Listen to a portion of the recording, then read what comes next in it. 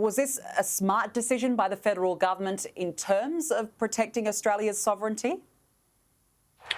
Thank you. I think it's basically the only decision that they could have made at this point in time. You've seen support for this across the political divide in Australia, and I think definitely if you look at the larger trend lines of Australia's foreign policy as it concerns China, there's a lot of concern about what's going on with the Belt and Road Initiative, and to have that divide on a state level, on a state and federal level, just wasn't consistent with what our broader trend lines in foreign policy are.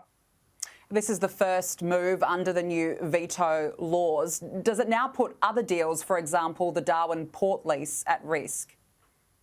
I think there would definitely be greater scrutiny on some of those past deals. I don't think that there's necessarily going to be a concerted effort from government to scrap the Darwin port deal, for example, but there might be more effort to look at the national security repercussions of that deal, and you'll see that under the foreign investment review sort of process rather than these new laws.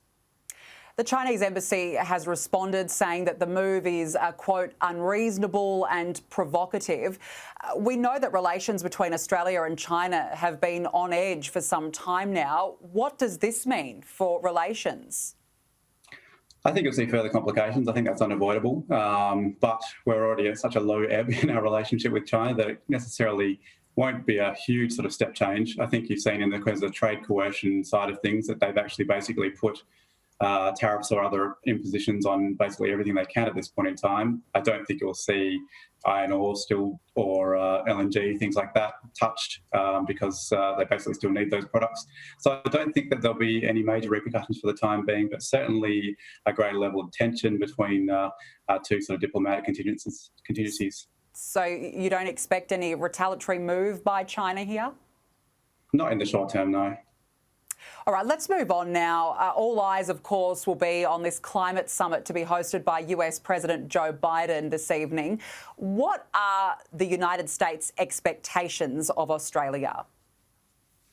Well, I think Australia, the US and Biden have made it pretty clear that they want to see stronger commitment from Australia. I don't think they've set any expectations around what targets we need, but we probably do need to actually work on having some sort of definitive target about what emissions reductions we're looking to achieve over what time period. I think Australia is really considered kind of a laggard on this, and it's really harming the diplomatic relationship in that sense as well, because you're seeing a greater level of actually unity on other positions with the US now that Biden is in power. So on the fight against China, for example, on the Australian kind of efforts there. So I think this is one of the real planks in the relationship that's going to be problematic if Australia doesn't actually front up and have some sort of more ambitious targets on climate. Yeah, and the Biden administration has previously warned that it certainly won't be shying away from challenging countries on when it comes to climate change. Just how big of a priority is this for Joe Biden, particularly in the early days of his presidency? I think it's huge. I mean, if you look at the larger sort of problems that the US has to deal with at the moment, they tend to be domestic in nature. You've seen a lot of fractures in the domestic kind of unrest of the US at the moment. You've seen, even with the trial of George Floyd's, the death of George Floyd recently, that's sort of dominating those sort of issues. So domestic issues have been dominating the conversation for quite a while. So for Biden to put a lot of his early political capital into climate change and holding this early conference and also organising the China-US kind of pre-agreement to the conference, I think it shows that it's a massive priority for Biden. All right, well, all eyes will be on that summit. James Bowen, thank you for joining me this afternoon. Thank you very much.